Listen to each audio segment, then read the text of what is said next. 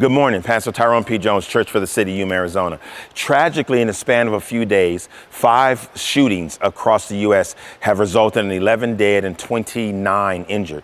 Last Sunday in Laguna Woods, California, a shooter killed 1 person and wounded 5 others at Geneva Presbyterian Church.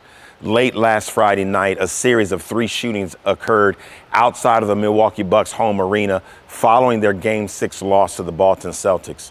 21 people were injured. Fortunately, none of them died. 24 hours after that Milwaukee shooting, an 18-year-old man pulled into the parking lot of Tops Supermarket in the Maston Park neighborhood of Buffalo. While wearing body armor and carrying an assault rifle, he opened up fire on 4 people in the parking lot, killing 3. The shooter then proceeded to attack the store's shoppers and employees. In total, 10 people were killed and 3 were injured. The shooter was not from anywhere near Buffalo. The evidence shows that he chose that area because it's a predominantly black neighborhood.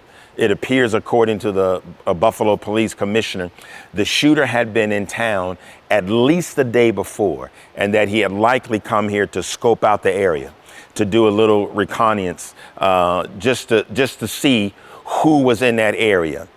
It was an evil and a sickening act. That attack was racially motivated. He calls himself a white supremacist and argues for the core tenets of the Great Replacement theory, which contends that white people are being systemically replaced by non-white people, especially through immigration.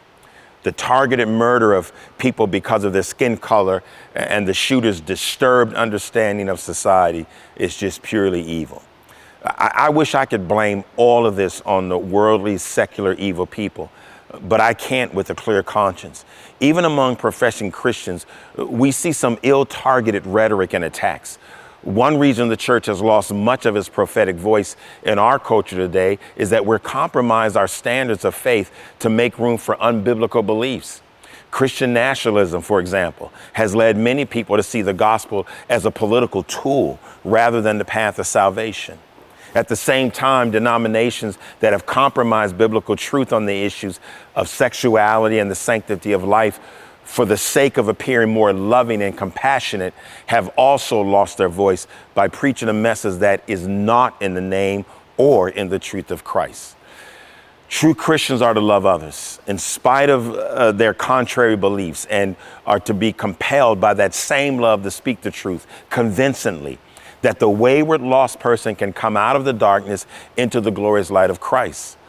Further, we're to practice living a life of righteousness and holiness that represents Christ in all we do.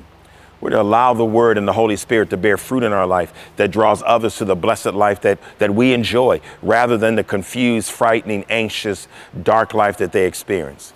We're not to be part of the problem, but a conduit of the answer. That is Jesus Christ. When I was young, there was a simple song written by now the late Andre Crouch that goes like this: Jesus is the answer for the world today. Above him, there's no other. Jesus is the way. If you have some questions in the corners of your mind and traces of discouragement and peace you cannot find, reflection of the old past, they seem to face you every day, there's one thing I know for sure, that Jesus is the way.